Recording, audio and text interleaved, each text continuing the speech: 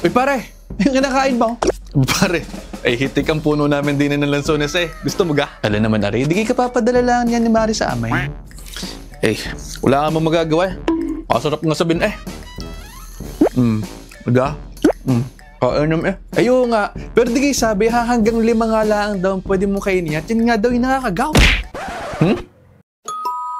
Uso ngayon ang lanzones mga kapatid. Ano nga, nagdala ng isang plastic o halos isang kain ang aking pinsan din sa amin. Ang tanong, nakakagout nga daw ang lanzones. Actually, anything that is in excess, hindi rin nga naman talaga maganda. Kapag nagsasagawa tayo ng literature search sa lanzones at sa gout, halos wala po tayo makikita tungkol dyan. Pero, ang punto po kasi dito ay anything that is too much can be still bad for our body. Bakit? Puro prutas naman yan. Ito ay dahil ang metabolismo ng ating katawan ay very intricate. Pero kasi, ang sobrang simple sugars kasama dyan ng fructose, ang sucrose at ang inyong glucose ay po pwedeng mayroong hindi magandang impact sa metabolismo at po pwede talaga magdulot ng pagtaas ng uric acid, pagtaas po ng inyong timbang at iba pa. Sinasabi lamang po na for the general public, ang isang serving ng lanzones ay around 5 to 6 servings na 3 by 3 cm each or 7 pieces na 4 by 2 cm each. So ano, susukatin ko pa yan? Dami-dami ko na nga ginagawa. Iisipin ko pa yan? Well, kung gusto po ninyo maging exacting sa inyong mga pagkain, pwede nyo namang sukatin. Mayaman po ang lanzones sa mga antioxidants, mayaman din po ito sa vitamin A, mayaman din sa calcium, mayaman din sa vitamin B2 at sa vitamin C. Pero kahit pa man ganyan ang prutas na yan, mayaman sa mga yan,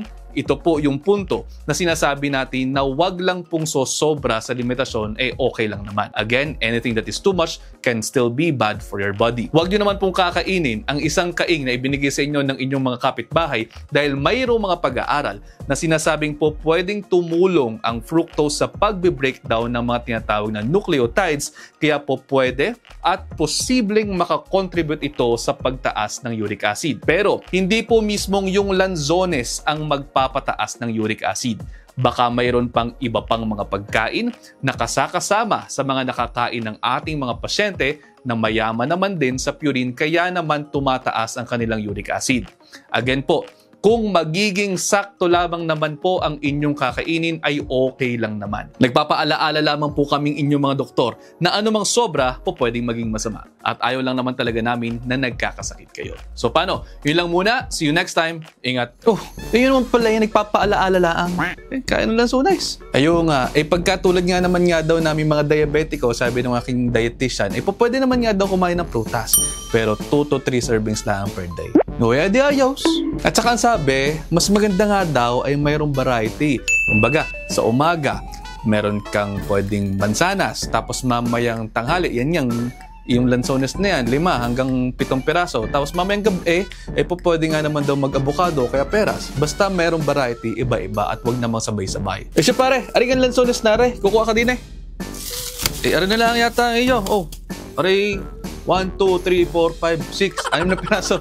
Arin na lang iyo.